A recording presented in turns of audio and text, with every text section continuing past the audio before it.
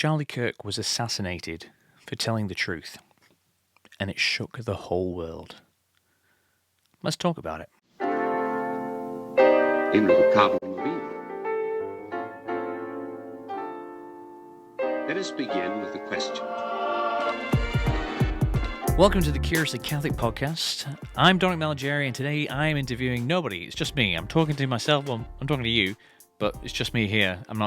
Anyway, it's just me today. I've got other people to talk to, but they're all super busy. So later in the week, in the next few days, I'm going to be talking to some very interesting people about what's been going on in the world. But before I get into that, I just want to take a moment of your time and encourage you all to join in on the journey that I embarked upon 5 years ago, and that's called Evangelion. When I moved to New Zealand, I saw the potential of Aotearoa, of the Catholics in this country. And I was a little bit confused about how disconnected we all were, considering how small the population is, especially of Catholics, and how small the country was. And I want to help bridge these gaps, using things like this podcast and the tours we've run in the past to breed a spirit of collaboration, not competition.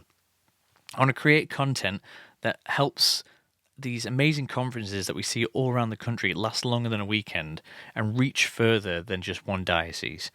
I want to bring amazing speakers that we have here in New Zealand and from around the world to you, in your parishes and in your homes. A little way that you can help me achieve this is, first off, the easiest way, it's free. Go on my YouTube channel, go on my Spotify, click subscribe, click follow, go on Instagram, TikTok, all the places we are, and get him and just follow me.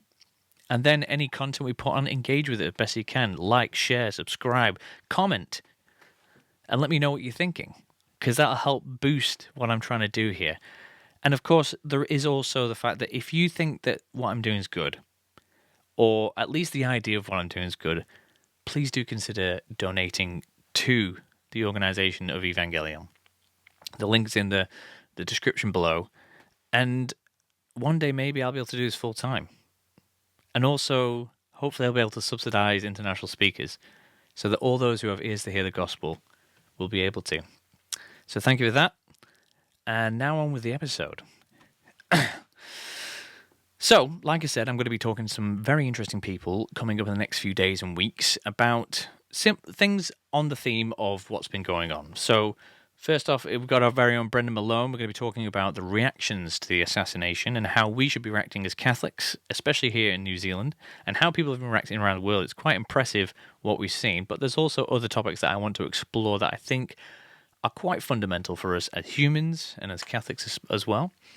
But right now, I wanted to take a moment and outline 4 things that I think we can learn from Charlie Kirk, from the message he delivered, from the way he delivered it, and from his friends that have spoken about him since the assassination.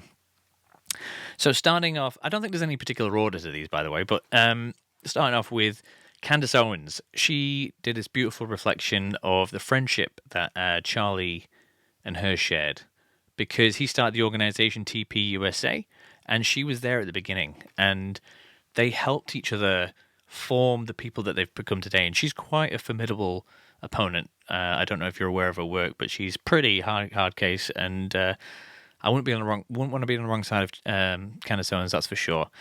But while she was sharing in this kind of reflection on their friendship, was one thing that Charlie said to, well, she said lots of things, but one thing that stuck out to me, or a couple of things, was he said to her, "You've got to know the arguments of your opponents backwards and forwards."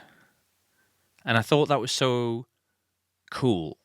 And actually quite a Catholic concept, because we see it in Thomas Aquinas, where he would essentially steelman the alternative argument to whatever point he was making. So he'd make the point and he would steelman his opposition's point, and then he would pull it apart more fully. So we have to honor the person that's in front of us. We have to assume the best of them and be charitable. And so if we know the arguments of, in their case, the left, but we know whoever we're engaging with, it, be it Protestants, Muslims, whatever, know the arguments inside and out, because it shows respect to that person, and also it gives a better response. And I thought that was really cool. In that reflection, she also mentioned that he kept on referring to iron sharpens iron, from the scriptures, but how the relationship between him and Candace was. She helped him engage with the culture a bit more. He helped her engage with the politics a bit more. But they would, test each other. They would train each other for goodness. And one thing that came across that was very clear is you just got to enjoy the grind. This is a journey that we're on all together. We're trying to get to heaven.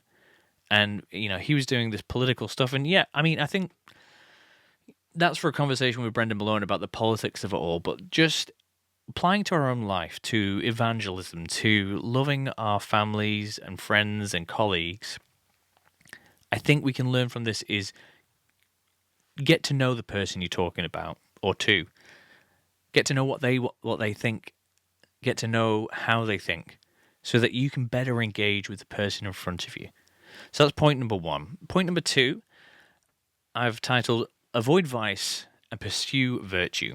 Something that Charlie talked about a lot, especially when he's talking about masculinity, or if he's talking about relationship advice, is telling men how to be better men. And to be better men. That is a thing that we should be aiming towards. Michael Knowles also talked in his reflection about Charlie about how he exemplified the cardinal virtues: justice, prudence, temperance, and fortitude, and also the theological virtues. Because we all know, through listening to Charlie, faith was a massive part of who he was and what he did. It's almost as though he was a preacher that did a bit of politics sometimes. And I think some of this stuff is really beautiful and it's really solid advice. But we see these virtues in his work ethic, in how he handled himself off stage as well as on stage. He's famously teetotal, doesn't touch, famously conservatives typically like a few drops of alcohol, maybe the odd cigar, and that's how they celebrated their wins.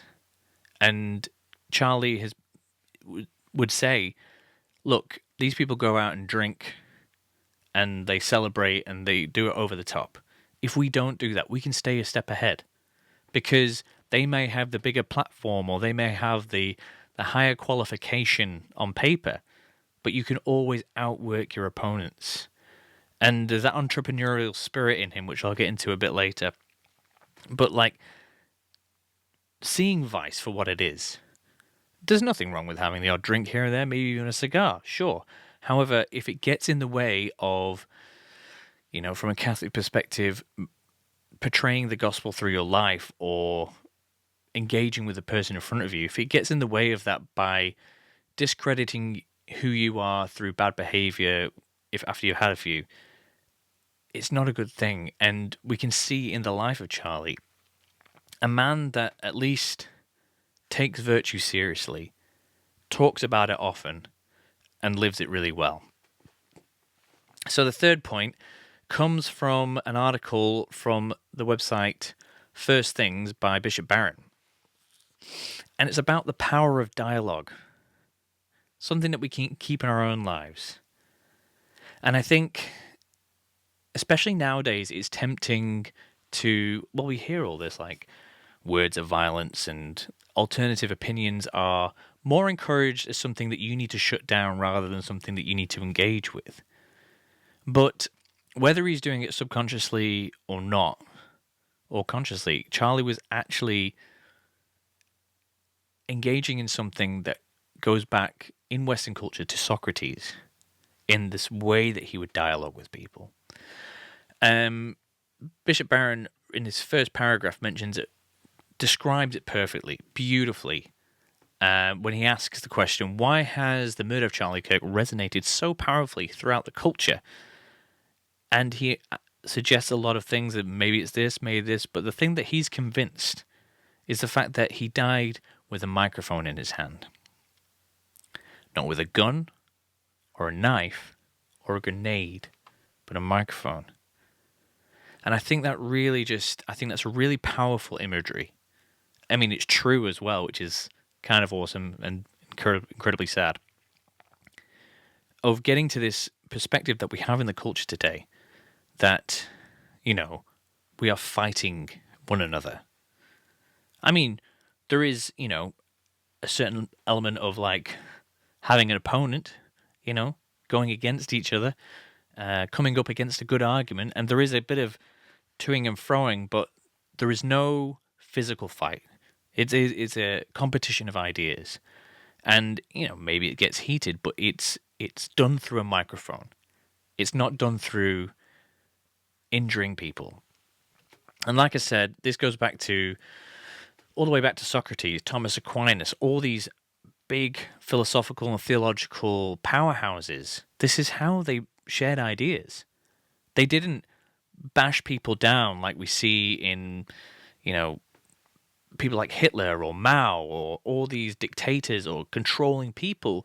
These people had these powerful ideas on theology and philosophy, and they shared them with people in a dialectic way. They walked alongside people and journeyed with them in conversation. And we see this in how he engaged the culture. A couple of, 3 points on this is Charlie believed, and he lived out, the idea that there is a rational structure to the world. And hence, there are objective values, both epistemic and moral. And therefore, we can engage with opponents on these ideas. Because if this wasn't true, if there wasn't, objective reality, if there wasn't objective good and objective bad, there's no point in talking about it. It's just me versus you.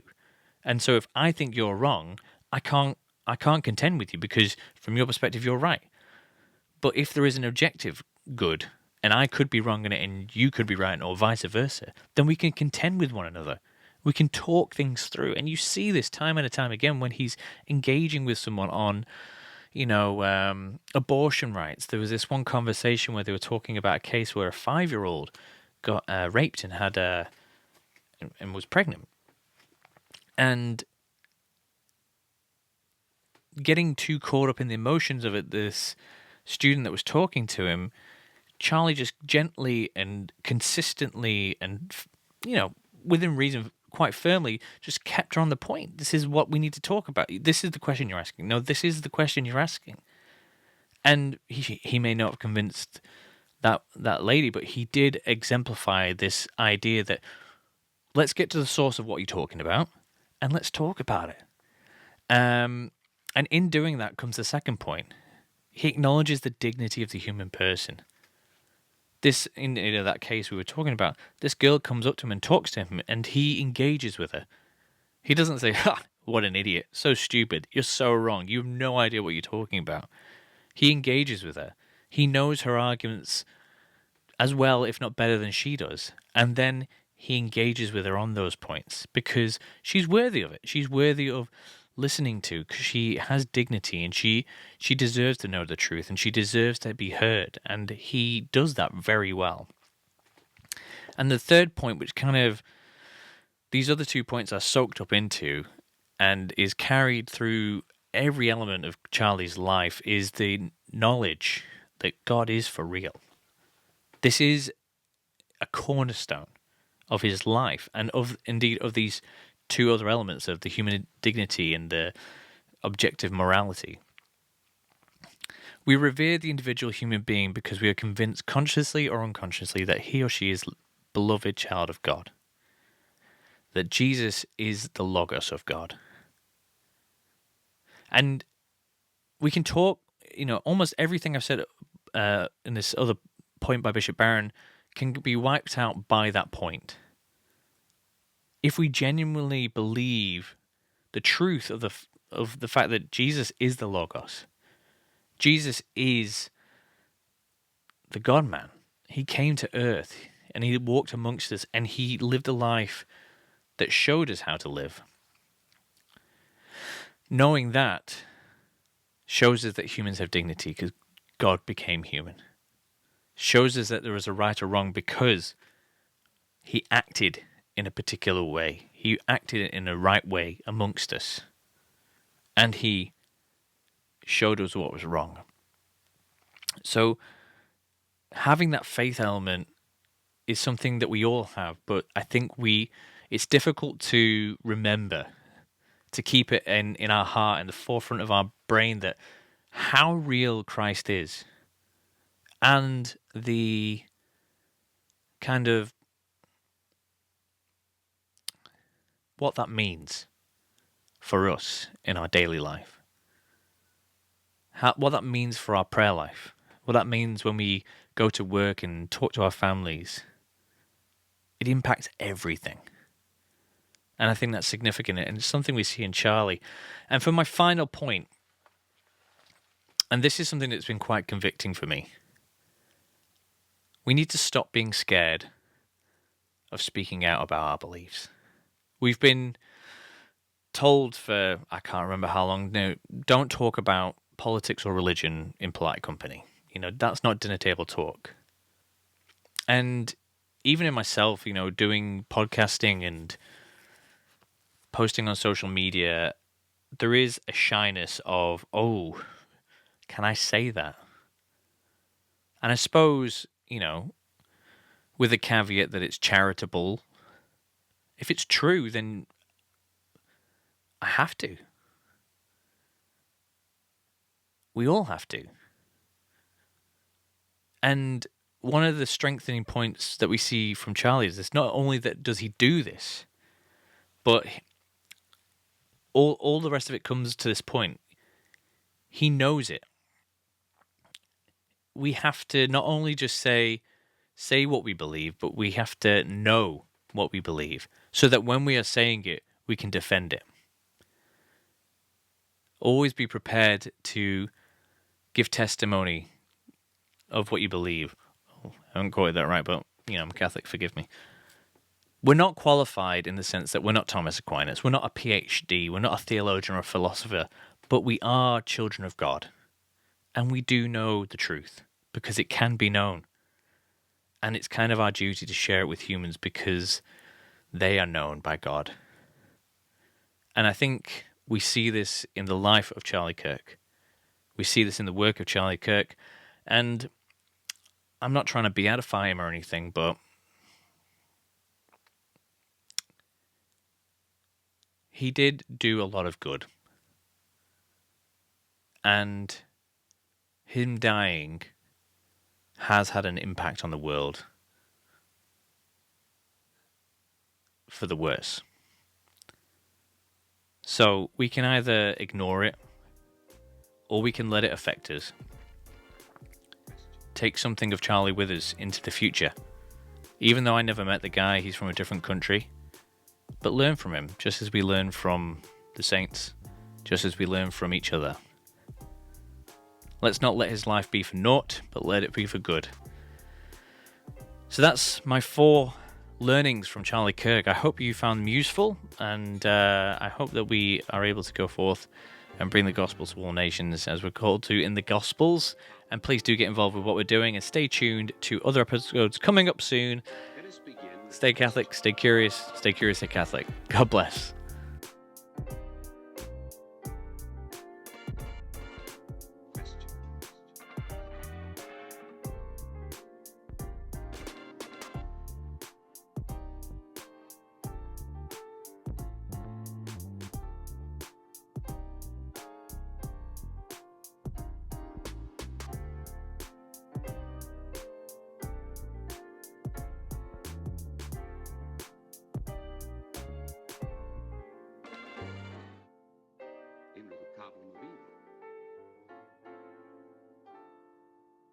Let us begin with a question.